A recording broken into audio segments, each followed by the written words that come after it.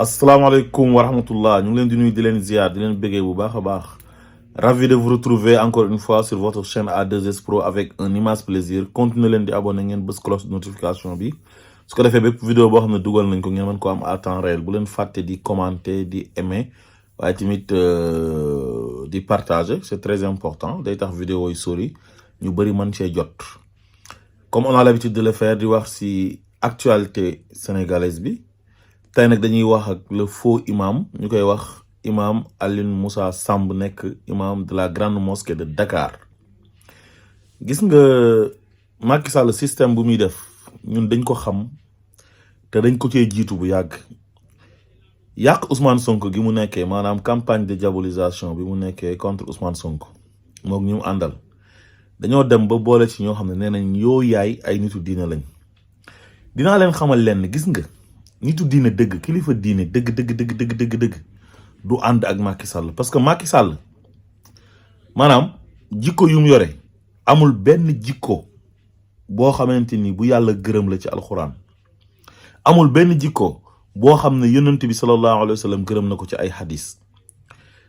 te yonent bi dafa wax ne al ulamaau warasatul anbiya boroom xam-xam yi mooy imaam yeeg jàngalekati alxuraan yeeg sëriñ si ñu tuddee seen bopp kilifa diine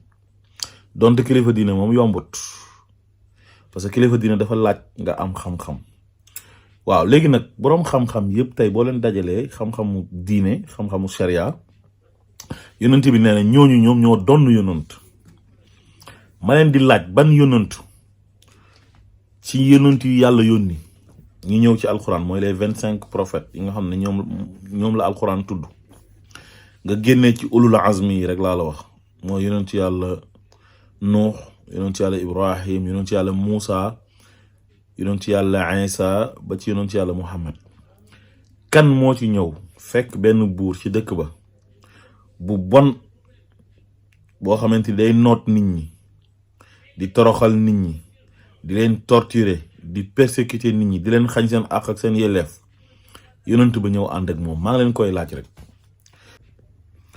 yonent yàlla Nuux injustice la doon xeex ay ati at ba mbir ma sottee nag yàlla na ko defaral gaal mu defar gaal mu ne ko bismillahi majraha wa mursaha mu taal gaal ga tegu ci ndox ma fu mujjee wastawat alal judi wa xiila burdan lil xawmi zalimin yonent yàlla Ibrahim bi mu juddoo fële ci Irak moom it dafa fekk benn buur bu ñuy wax Namrud muy jaamuloo waa dëkk ba xërëm te waajuru yonent yàlla Ibrahim ci la bokkoon di leen gëmloo ne moom mooy seen borom Namrud loolu leen doon wax gis nga yonent yàlla Ibrahim fu mu mujjee ak moom toj xërëm ya ba wax leen na leen kenn waru fee jaamu keneen kudul yàlla yàlla rek lañu war a jaamu mooy borom asamaan ak suuf ba Namrud dugal ko ci safara sa ginnaaw bu mu leen waxee uffin lakum wa lima ta'buduna min dunillah afala taqilun topp leen fële ak li ngeen di jaamu nga xam ne dafa uteeg yàlla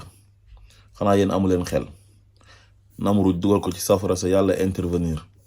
qulna ya naarum kuni bardan wa salaaman ala Ibrahim wa aradu bihi kaydan fa ja'alnahum al aqsarin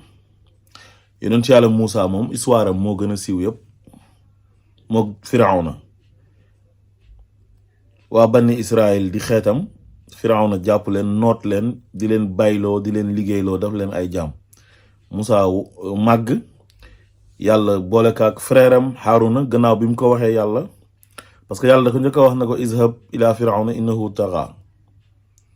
mu ne qaala rabbi shrah li sadri wa yassir li amri wahlul uqdatan min lisaani yafqahu qawli wa ja'al waziran min ahli Haruna axi bi ko yàlla nangulee nag li mu demandé yàlla ne ko mu boole ko ak frère am Haruna ñu ànd ci mission ba yàlla na leen izhaba ila Firawna innahu taxa fa qula lahu qawlan layyinan la'allahu yatazakkaru aw yaxsha ba pare ñii dem ci yoon bi yàlla na leen qaala laa taxaafa innani ma'akuma asma wa ara ñu àgg fu ñu mujjee ak Firawna lawal ko ci géej ga kon ñooñu injustice dañ doon xeex yonent yàlla Isa lu tax ñu crucifié ko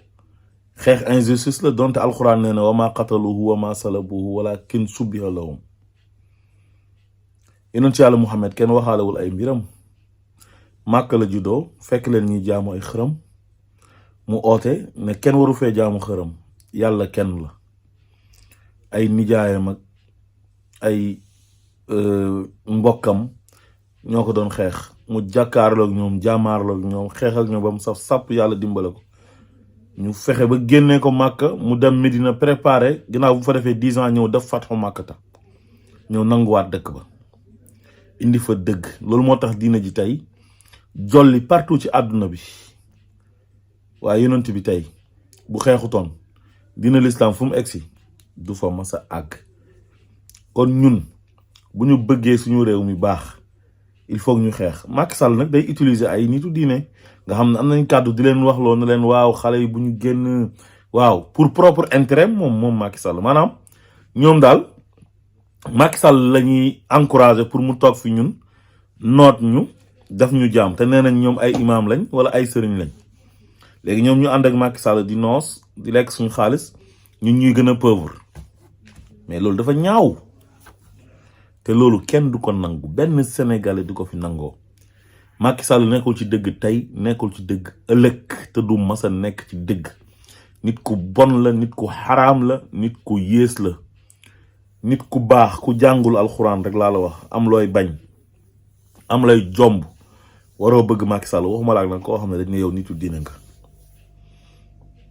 xale yi kenn mënu leen a teree manifester bu ñu bëggee manifester mu nekk suñu droit constitutionnel di droit fondamental dañuy manifester ba mu neex. dafa mel ni dañu bëgg waar xale yi ne leen bu leen génn ku génn ci manifestation yi soo dee safara nga jëm su ko defee xale yëpp toog découragé bu Ousmane Sonko ootee kenn du génn ñu bàyyi Macky Sall jàpp Ousmane Sonko jaay ko doole tëj ko ci kaso bi. ay waay Samba yéen a bon yéen a yées yéen a jàppale Macky Sall ci jëfam yu bon yi muy def. yaakaar gi dafa yàkkeeku yaakaaru yàkket Sénégal léeg-léeg nga gis ñuy mbuboo diine billaahi sa yaakaar dafay tas bu ñu waxee rek nga xeeb leen. kon su fekkee dañ ne yow imaam nga wala nga nekk sëriñ te yonent bi wax na al ulama warasatul anbiya yow waroo ànd ak Macky Sall parce que Macky Sall dafa bon. waxuma ne Macky Sall dafa bon parce que man Macky Sall daf ma neexul wala dara mais Macky Sall dafa def ay jëf yu bon yu yées man ma tekki sama bët mu nekk ay jëf yoo xamante ni amul benn boo xamante ni yàlla gërëm na ko yonent bi gërëm ko. nañ waxante dëgg yonent bi sallallahu alayhi wa sallam dafa wax ne man raa minkum munkaran fal yughayyiru bi yadihi fa in lam tastati fa bi lisaani fa in lam tastati fa bi qalbi fa zalika adfaul iman. soo gisee lu bon danga koy dindi ak sa loxo soo ko mënul nga dindi ko ak sa làmmiñ soo ko mënul nga naqarlu ko sa xol te loolu mooy lu gën a oyof ci gëm yàlla yonent bi moo digle loolu. waaye léegi yow nga ne yow imam nga wala nga ne kilifa diine nga ak responsabilité bi nekk ci imam nga xam ne yow yaay jiite jullit ñi di leen waar di leen wax li yàlla digle ak lu yàlla tere te yow président bi nga àndal di ko tagg di gaaruwaale beneen opposant ba di ko xas amul benn jikko bu baax bu nekk ci moom. président boobu day fen dafay wor day toroxal ay doomi aadama day jàpp ay nit yu deful dara boole leen ak ay procureur yu mu teg ci tribunaux yi ñu leen di jàpp di leen tëj. président boobu noonu dafay sàcc xaalis ñi mu àndal dañuy sàcc xaalisu sénégalais yi mu leen di protéger te sénégalais yi dañoo sonn bu ñu añee duñu reer bu ñu reeree duñu ndékki bu ñu feebaree duñu faju seen doom yi amuñ ay écoles yu baax ñuy jànge ci ay abri provisoire la ñuy jàngee am ay dëkk àll yoo xam ne amul courant amul ndox amul yoon yu baax. yow nga ne imam nga lu tax dénoncé woo loolu. président boo xam ne moo fi oote référendum nañ ñëw leen ñu def référendum boo xamante ni dañuy def ne nul ne peut exercer plus de 2 mandats consécutifs donte moom constitution bi ko fal leeroon na amoon na limitation de mandat. le mandat présidentiel est de 5 ans renouvelable une fois moom la ñu waxoon fële moom mu ñëw ne nul ne peut exercer plus de 2 mandats consécutifs organiser ñu référendum def ci ay milliards xam nga élection dafa cher dañuy imprimer ay bulletins matériel électoral bi logistique bi koy yóbbu oto yi dañ ciy def essence chauffeur yi dañ leen di fay bu ñu demee hôtel yi ñuy dal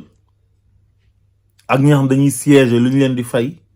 maanaam élection ci boppam moo cher quoi mu jël ay milliards organiser référendum sénégalais yi dem voter oui mu génnaat ci ay nitam ne na ñëw def 3e mandat moom mooy seen candidat loolu du wor loolu wor la ak yabaate ak ñàkk teggin ak ñàkk respecté sénégalais yi loolu képp koo xamante ni kilifa diine nga dangaa war a taxaw nga dénoncé ko waaye amuleen fit bi lu tax amoo fit wax loolu Macky Sall Ousmane Sonko mi ngay gaaruwaal Ousmane Sonko deful dara parce que kenn dénk ko réew dañ ko bëgg a néewal doole bëgg ko jaay doole bëgg ko xañ ay àqam ak ay yelleefam mu am mbooloo mu topp ci gannaaw muy résister Ousmane Sonko du toog Macky Sall di ñëw di ko toroxal yéen da ngeen a bon du ngeen nitu dara yàlla da leen na rëbb yéen te àllaaxira billaahi yuuxu dina jóg fuñ ko foogeewul xam nga li gën a bon istaraw bi ayatillahi samanan xalilan jëndee aaya yàlla yi njëg boo xam ne njëg bu tuuti la mooy ay poñetu àdduna te pas boo ci gis ñii ñi ngi am ay 80 ans ñii di jege 90 ans nga xam ne lu leen dese ñu dee bëriwul ñuy neexal Macky Sall ci lan ci xaalis su ngeen fàttalikoo temps yi Ablaye Wade Pape Samba Mboup mas na génn di dénoncer pas bii nii naan daf ko sonal day oo Pape Samba Mboup naan ko waxal Ablaye Wade mu yokk sama salaire bi waxal Ablaye Wade mu may ma nangam mu may ma lii mu may ma laa nguur rek lañ gëm xaalis ak àdduna diina ji dañ koy mbuboo gëmuñ ko tey jii su fekkoon wax dëgg rek ngay wax wallahi ki nga war a wax dëgg yaa ngi jàkkaar ak moom muy Macky Sall Macky Sall ñaata doomi aadama la jàpp tëj leen ci kaso yi te defuñ dara te yaa ko gën a xam yow yaa sa ay morom yi koy jàppale ngeen ne ay kilifa diine ngeen yéen a ko gën a tay yéen a ko gën a xam yéen a gën a xam ne Macky Sall nekkul ci dëgg tey nekkul ci dëgg ëllëg mais parce que yore na caisse noire parce que yéen alal moo leen intéressé alal joo xam ne su leen ko Macky Sall joxee wóoru leen ndax yéen gannaaw suba dina leen fi fekk wala déet ay màgget xobu daas lan ngeen di dooyee alalu àdduna ngeen ne yéen diina ji ngeen fi nekkal xalifatullah fil ardi yàlla lan la wax ne yonent yàlla daawuda ba tey maa ngi ñëw ci al ulama warasatul anbiya de yonent yàlla daawuda yàlla daf ko wax na ko yaa daawudu inna ja'alnaaka xalifatan fil ardi faxkum bayna annaasi bil xaqi wala tattabi al hawa fa yudillika an sabilillah yow daawuda dama la def sama xalifa ci kaw suuf del atte nit ñi ci dëgg del atte dëgg ci diggante nit ñi maanaam boo gisee koo xam ne nekkul ci dëgg nga ne ko nekkoo ci dëgg ak ku manti doon mu nekk président yi ku manti doon nga tegu ci yoonu yàlla bul topp sa bànneexu bakkan te nga tegu ci yoonu yàlla loolu la ko wax kon nit mënoo nekk kilifa diine wala nga ne imaam nga naan da ngay faral Macky Sall ci jamono ji ñu nekk nga xam ne ay ñaaw téef rek la nekkee Sénégal jàpp ay doomi jàmbur di leen jiñ ay terroriste di leen jiñ ay rebelle te yéen ngeen gis loolu xam ne ay fen la du dëgg jàpp ay doomi jàmbur di leen jiñ ay commando jàpp Ousmane Sonko di ko persécuter yéen Ousmane Sonko mi Macky Sall di tooñ yéen ngeen au lieu que ngeen ñëw wax Macky Sall dëgg na ko bàyyil tooñ ngeen ñëw di faral ki nga xam ne moom moo yore yet di dóore ba pare nag di dal ci kaw ki nga xam ne moom la ñuy néewal doole muy résister léegi da ngeen a bëgg Ousmane Sonko toog croiser les bras ñu toroxal ko Ousmane Sonko du ko def tey du ko def ëllëg dañuy manifester dañuy résister wan Macky Sall ne ko dëkk bi moomoo ko léegi daal yéen yéenee jàppale Macky Sall ñàddal ko nit ñi jox ko paaka pour mu rendi nit ñi yéen loolu ngeen bëgg yéen pour seen propre intérêt seen intérêt personnel Macky Sall baaxul santul yàlla te yéen yéen a gën a xam xaalis bi mu yore moo tax ngeen koy nekk di ko neexal Macky Sall rakam Aliou Sall tudd nañ ko fi ci 10 000 milliards fan la mujjee Mansour Faye gorom tudd nañ ko ci 1000 milliards yi nga xamante ni mooy 1000 milliards Covid bi xaalis boo xam ne sénégalais yëpp ñoo ko bokk ñoom ñu séddoo ko jàpp sénégalais di leen tëj di leen dóor ci couvre-feu bi ba pare sàcc seen xaalis lu tax waxoo loolu Macky Sall yow. ba pare li ma gën a metti ci imam bi mu ne fii nii képp kuy wax ne jox leen ma kuy laaj bu ko kenn jox xam nga loolu contradiction la quoi. kan moo soxla wut réew mi laaj ko laa leen di laaj réew mi ñi ko soxla ñëpp dañ ko laaj ñu jox leen ko. Senghor bu mu ko soxla da kaa laaj ñu jox ko Abdou Diouf laaju ko Senghor moo ko bàyyi réew mi si article 35 mais après bi élection amee élection présidentielle yi Abdou Diouf bokk yëpp da doon laaj da doon def campagne di laaj su ngeen ma joxee ma def li su ngeen ma joxee ma def la lay Abdoulaye Wade ñëw laaj ñu jox ko. Macky Sall mi nga jàkkaar lool dafa laaj ñu jox ko te wax jooju ngay wax moom nga ko waroon wax moom parce que danga ne képp ku laaj ñu jox la rek boo ñëwee doo def dara sa bopp ngay defal. wax jooju Macky Sall moo ko moom parce que Ousmane Sonko mi ngay gaaruwaale dafa am droit laaj te kenn joxagu ko te yow mënoo xam lan lay def ëllëg te bu la fi yàlla bàyyi woon ba mu falu wax ju neex ji nga doon wax Macky Sall da nga ko gën a neexal ñëwaat di ko wax te bëri nga ci ay morom ñoo xam ne dañuy mbuboo diine di oote diine foofu ci Sénégal te gëmuñ dara lu dul alal lañ gëm alalu àdduna ku nekk président ñu ànd ak yow di la xalamal di la neexal Ousmane Sonko lu mu nekk ci opposition bi rek moo tax ngeen koy saaga di ko attaqué di ko gaaruwaale bés bu nekkoon président bu ngeen ko gisee sa dañ koy sukkal raamal ko parce que alalu àdduna ngeen gëm. nit simple rek laa la wax un sénégalais lambda rek warul gis dëgg di ko ragal a wax waxuma laa koo xam ne day mbuboo diine moo dul caaxaan. yéen daal seen intérêt personnel moom ngeen di jël di sacrifier sénégalais yi quoi jiital seen intérêt personnel yéen su ngeen feebaree du ngeen fi fajoo seen doom yi ñu si bëri xam naa ne ci biti la ñuy jàngee. ñu leen di jox ay enveloppe amu leen problème mu dépense xoolal Sénégal dund gi nu mu seeree te métti borom kër yaa ngi bëgg a dee lu tax xutba woo ci wax président na ko yërëmal Sénégal yi wàññi dund bi.